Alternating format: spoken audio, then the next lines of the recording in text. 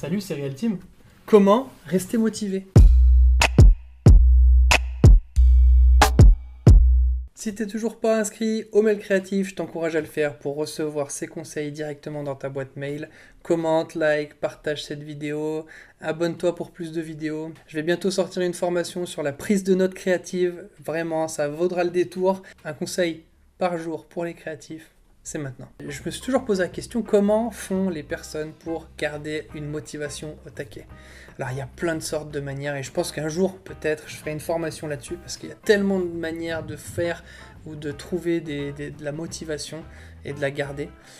Mais je vais vous donner 2-3 tips pour en tout cas vous encourager à rester motivé. Il nous faut apprendre à faire des pauses. Et si on m'avait dit ça au début, je vous avoue que je me serais gentiment foutu de la gueule de la personne qui me dit ça. Parce qu'en fait, faire des pauses pour moi, c'est un peu être feignant, quoi. Mais bien se reposer, c'est pas zoner sur les réseaux sociaux ou devant la télé. Bien se reposer, c'est vraiment s'aérer la tête. Et pendant toute ma journée, par exemple, aujourd'hui, pendant toute ma journée de travail, eh ben en fait, j'ai des phases de concentration intense et des courtes pauses entre ces différentes phases de concentration. Pour prendre le temps de respirer, marcher un peu, sortir de la routine, s'extirper en fait de notre travail pour y retourner de la meilleure manière. Ma journée est divisée par des phases. Alors moi j'ai des phases de 45 minutes, en gros 45 minutes, et puis à côté, faire des petites pauses de 5 minutes, où je sors, où je discute, où voilà, je tchatche un peu, et puis je repars pour 45 minutes. Et voilà, c'est un peu comme ça que je divise ma journée, et c'est comme ça que j'arrive à prendre des pauses dans toute ma journée. Il nous faut aussi bien dormir, quoi,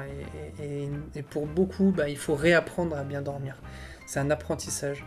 Faire une grosse nuit, manger peu avant d'aller se coucher, c'est des petits détails pour mieux dormir, mais peut-être éviter les écrans avant de fermer les yeux. Il y a ces 2 grands points, il faut se reposer, il faut savoir bien se reposer quand on veut rester motivé. Le deuxième grand point, c'est sortir de sa zone de confort.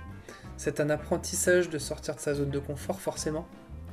Notre instinct, il nous dit de rester là où on est, de ce qu'on connaît, ce qu'on sait faire. Surtout de ne pas aller dans les endroits qui vont être inconfortables pour nous. Mais s'il y a quelqu'un qui fait un travail qui vous passionne, en fait, pourquoi vous rentrez pas en contact avec lui? S'il y a quelqu'un dans la rue qui vous intrigue, qui fait quelque chose qui vous intrigue, pourquoi vous lui posez pas des questions? Trouvez le temps de passer du temps avec les gens qui vous inspirent, pour garder cette inspiration, cette motivation de créer constamment. Et c'est pour ça que j'ai fait les cafés créatifs.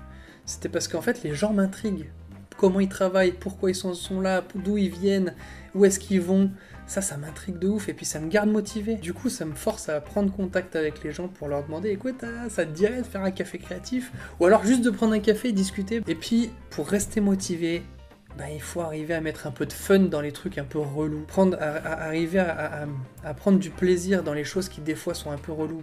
Il n'y a pas un boulot dans ce monde qui est tout le temps nickel, où on est tout le temps au taquet, il y a forcément des phases reloues, et moi les papiers par exemple, je déteste faire ça. Pareil, je me dis, voilà, pendant 45 minutes je me donne un max, et puis après pendant 10-15 minutes je sors, je lis un bouquin, je discute, je rigole avec des amis, parce qu'en fait j'ai besoin de m'aérer la tête, parce que ça me gonfle sévère les papiers, et après j'y retourne, et bam, et je cravache pour vraiment pouvoir sortir quelque chose de bon, même de ces temps un peu compliqués. Si vous mettez ces 3 grands points en place, je pense que vous pouvez vous avez en tout cas des grandes clés pour rester motivé, rester créatif dans votre démarche. Et je sais que moi ça m'a beaucoup aidé d'essayer de mettre en place ces outils. Ça m'aide encore. Sur ce, restez créatif.